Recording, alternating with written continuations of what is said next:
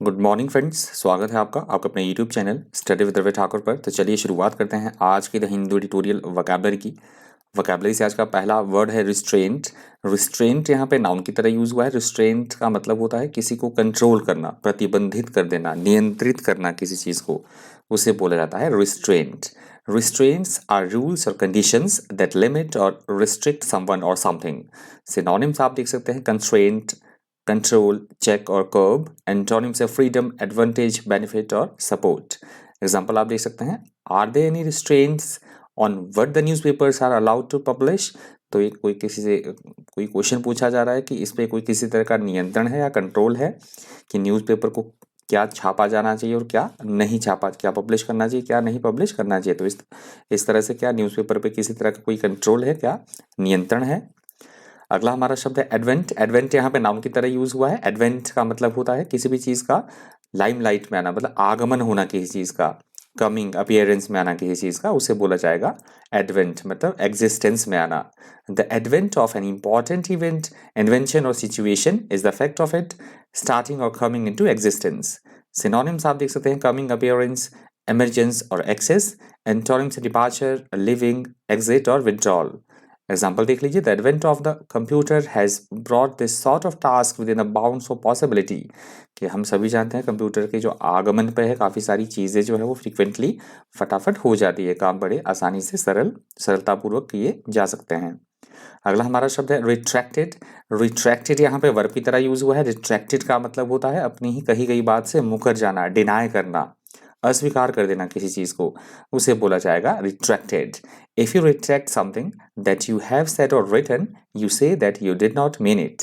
Synonyms आप देख सकते हैं रिनाउंस्ड, रिकेंट, रिवोक्ड, विड्रू और डिनाइड। एंटोनिम्स से ऑप्टेड, पब्लिक, स्टेटेड, कमीशन्ड और एक्सटेंडेड। एग्जाम्पल देख लीजिए, he is hoping that if he makes me feel guilty I will retract. कोई व्यक्ति ये बोल रहा है कि वो व्यक्ति सोच रहा है कि यदि वो मुझे गिल्टी फील करवा देता है तो मैं मुकर जाऊंगा, मैं पीछे हट जाऊंगा।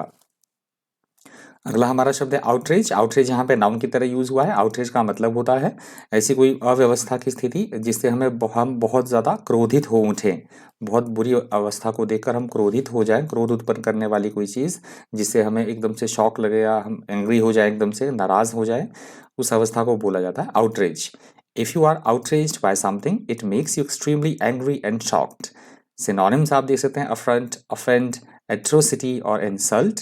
एंटोनिम्स है काम, डिलाइट, प्लीज और चीयर। एग्जाम्पल देख लीजिए, it's an outreach that such poverty should exist in 21st century. इस तरह से बात की गई एग्जाम्पल में कि अभी भी ये थोड़ा सा नाराजगी भरी बात है या क्रोध उत्पन्न अभी भी होता है इस चीज़ के बारे में कि 21st सेंचुरी में अभी भी जो है वो गरीबी एग्जिस्ट करती है। अगला हमारा शब्द है फ्लरिशिंग। फ्लरिशिंग यहाँ पे वर्ब की तरह यूज हुआ है। फ्लरिशिंग का मतलब होता है चीज़ों का फलना फूलना, बढ़ना, डेवलप होना, उन्नति होना, विकास होना किसी चीज़ का, उसे बोला जाता है फ्लरिशिंग, फलना फूलना। If something flourishes, it is successful, active or common and developing quickly and strongly. Synonyms आप देख सकते हैं thrive, prosper, bloom और grow। Antonyms से fail, lose, languish और shrink। एग्जाम्पल आप देख सकते हैं, business flourished and within 6 months they were earning 18,000 rubles a day। तो किसी व्यापार की बात हो रही है कि व्यापार जो है लगातार डेवलप हो रहा था, व्यापार का लगातार विकास हो रहा था और जल्दी ही वो 18,000 रूबल जो है पर प्रतिदिन कमाने लग गए थे। अगला हमारा शब्द है सफाइज्ड। सफाइज्ड यहाँ पे वर्ब की तरह यूज हुआ है। सफाइज्ड का मतलब होता है किसी भी चीज का पर्याप्त मात्रा में होना, उपयुक्त मात्रा में होना, एनफ किसी चीज का, उसे बोला जाता है sufficed. If you say that something will suffice, you mean it will be enough to achieve a purpose और to fulfil a need. Synonyms आप देख सकते हैं एनफ, सेटिस्फाइड, सफिशिएंट, फुलफिल्ड और ग्रेटिफाइड। एंटोनिम्स है डिजर्टेड, डेसोलेट, फेल्ड और hungerful. Example देख लीजिए, one example will suffice to illustrate the point. किसी चीज़ को समझाने के बारे में बात कही गई है कि सिर्फ एक ही उदाहरण जो है वो पर्याप्त था, सफिशिएंट था, उसे मतलब एलेबोरेट करने के लिए, समझाने के लिए केवल एक ही उदाहरण काफ़ी था। अगला हमारा शब्द है अनइक्विवोकल। अनइक्विवोकल यहाँ पे एडजेक्टिव की तरह यूज हुआ है। अनइक्विवोकल का मतलब होता है ऐसी कोई बात या ऐसी कोई स्थिति जिसे हम आसानी से समझ सके, सुस्पष्ट ढंग से समझ सके, उसे बोला जाता है unequivocal, in an unambiguous manner. Synonyms आप देख सकते हैं अनएम्बिगुअसली, क्लियरली, श्योरली, एक्सप्लिसिटली। एंटोनिम से इक्विवोकली, एम्बिगुअसली, अनक्लियरली और डाउटफुली। एग्जाम्पल देख लीजिए, she stated her intentions unequivocally. किसी महिला की बात हो रही है कि उसने जो अपने इंटेंशंस थी, अपनी जो इंटेंशंस थी उसने बिल्कुल सुस्पष्ट ढंग से उसने जाहिर की। अगला हमारा शब्द है कॉन्ट्राइट। कॉन्ट्राइट यहाँ पे एडजेक्टिव की तरह यूज हुआ है। कॉन्ट्राइट का मतलब होता है हमने कुछ कहा है किसी के लिए, कुछ कोई शब्द कहे हैं तो उस पर हमें लज्जित होना पड़ा, मतलब सॉरी फील करना, किसी से पश्चाताप करना क्योंकि हमने कुछ गलत काम कर लिया है, या किसी से अपोलोजाइज करना, उसे बोला जाएगा कॉन्ट्राइट।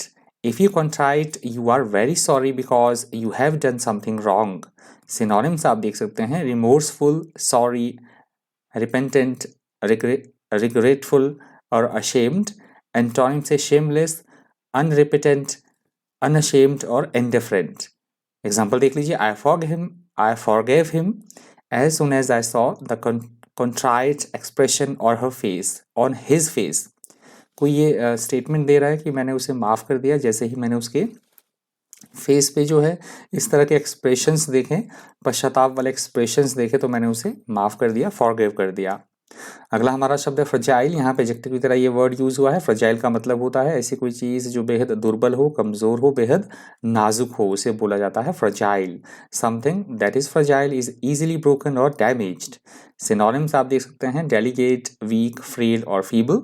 एंटोनिम से अनब्रेकेबल, स्ट्रॉन्ग, स्टर्डी और टफ।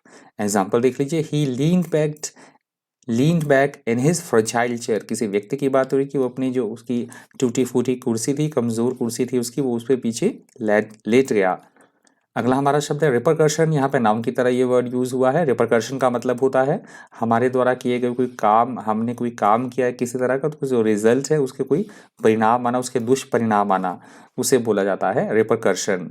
इफ एन एक्शन और event has repercussions it causes unpleasant things to happen something after the original action और इवेंट। सिनोनिम्स आप देख सकते हैं कॉन्सिक्वेंस, रिवर्बरेशन, बैकलैश और रिजल्ट। एंटोनिम से कॉज, रीजन, सोर्स और नो रिजल्ट। एग्जाम्पल देख लीजिए, his resignation will have serious रिपरकर्शंस।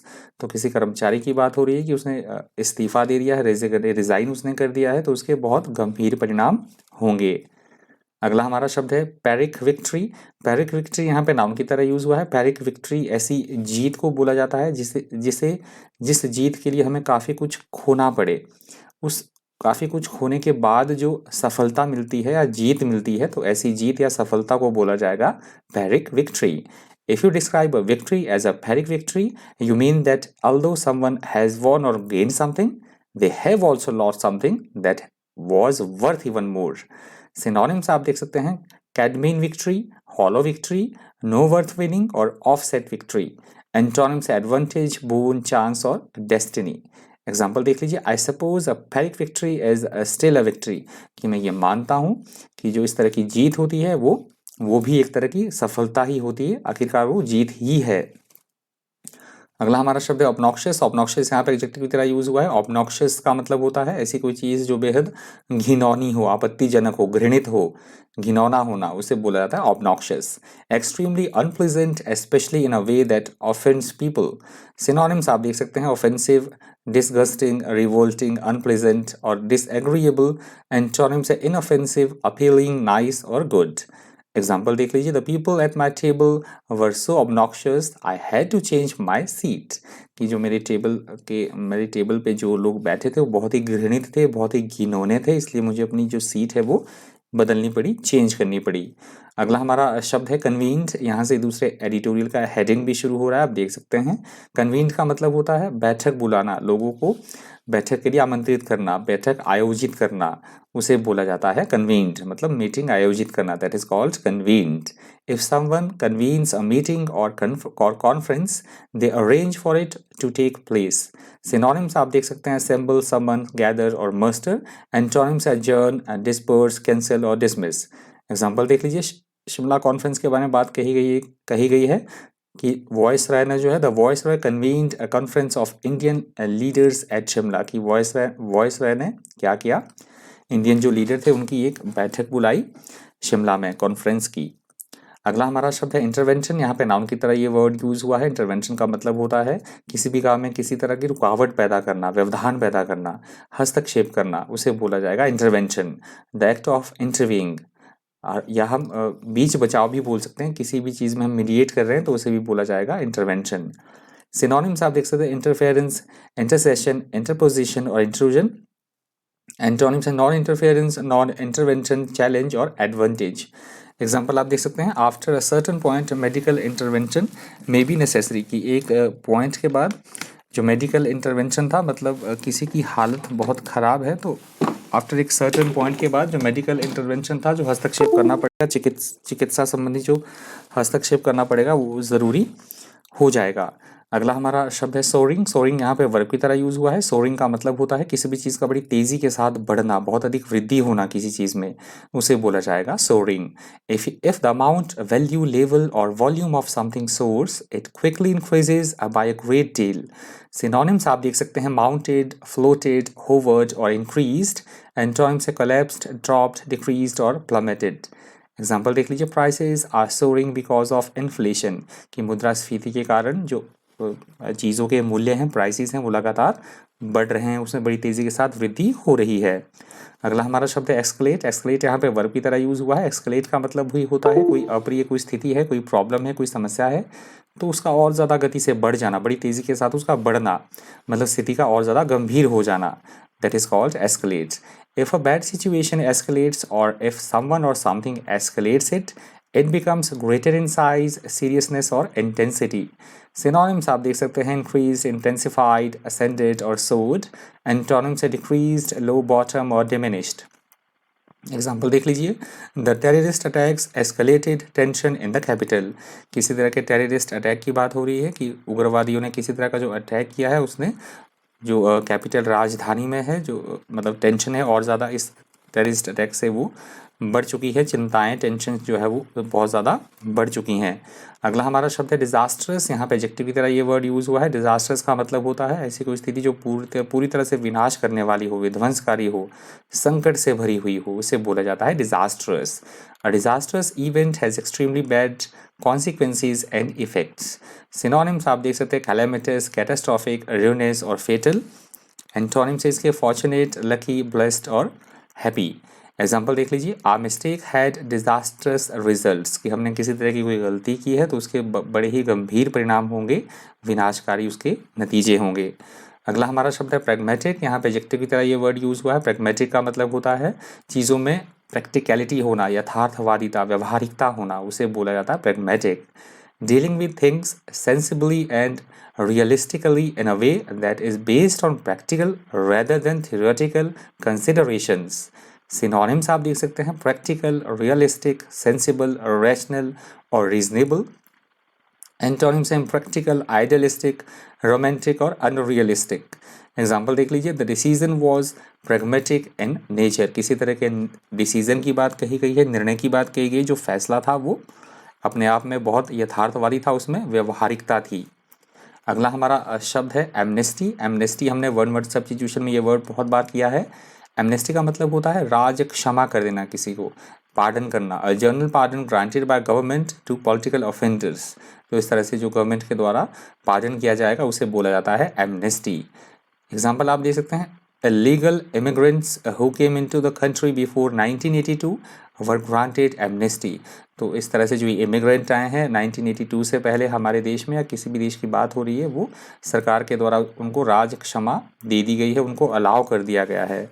अगला हमारा शब्द है ऑटोनॉमी। ऑटोनॉमी यहाँ पे नाउन की तरह ये वर्ड यूज़ हुआ है। इसका मतलब होता है स्वतंत्रता होना, फ्रीडम होना, अपना डिसीजन स्वयं लेने की हमारे पास फ्रीडम है, लिबर्टी हो, उसे बोला जाता है autonomy. The right of a person, an organization, a region, etc. to govern or control his or her its own affairs.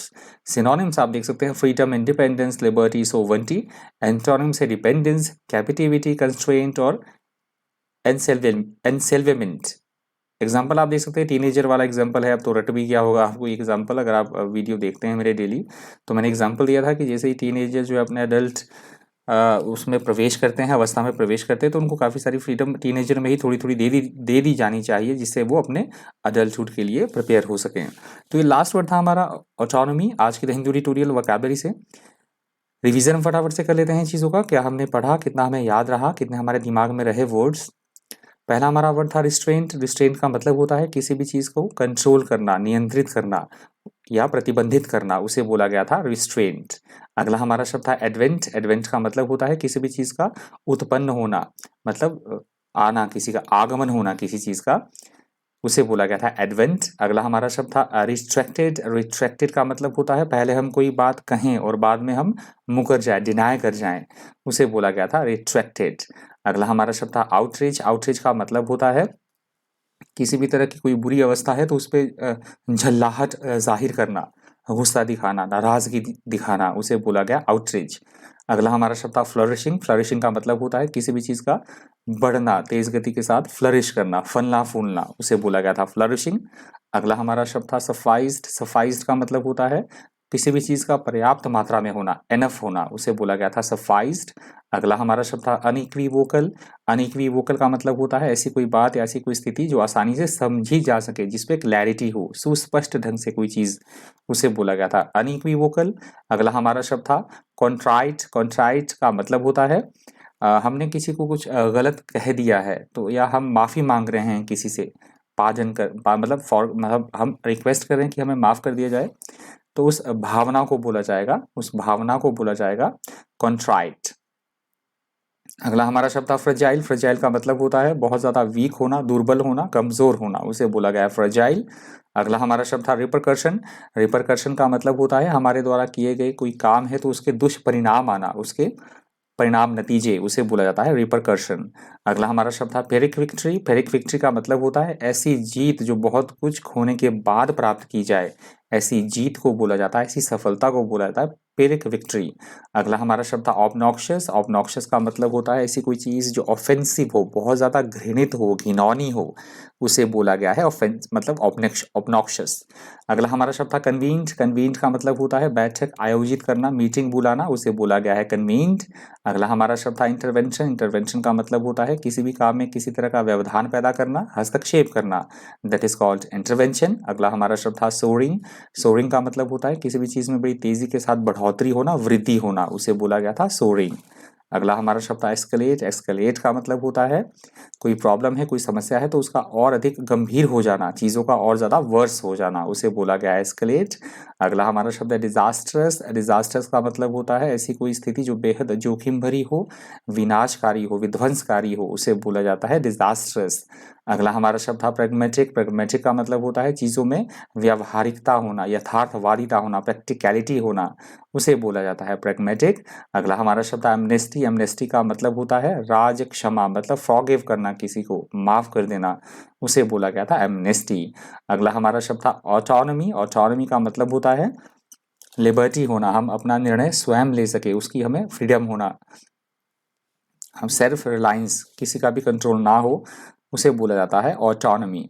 तो ये लास्ट वर्ड था, लास्ट स्लाइड थी आज की द हिंदू ट्यूटोरियल वोकैबुलरी की। आई होप आपको वीडियो इन्फॉर्मेटिव लगा होगा, आपने वीडियो से कुछ सीखा होगा। अभी तक आपने वीडियो देखा है तो प्लीज़ वीडियो को लाइक कर दीजिएगा, और प्लीज़ वीडियो को रिक्वेस्ट है मेरा आपसे, प्लीज़ वीडियो को पूरा देखा करें, जिससे मेरा जो ये वीडियो है ज़्यादा से ज़्यादा यूट्यूब रेकमेंड करे। तो प्लीज़ वीडियो को पूरा देखा करें। नहीं आपको वीडियो अच्छा लगा, सेशन अच्छा लगा, तो प्लीज़ कमेंट बॉक्स में ज़रूर करके मेंशन कीजिएगा कि क्या प्रॉब्लम है, क्यों आपको अच्छा नहीं लगा।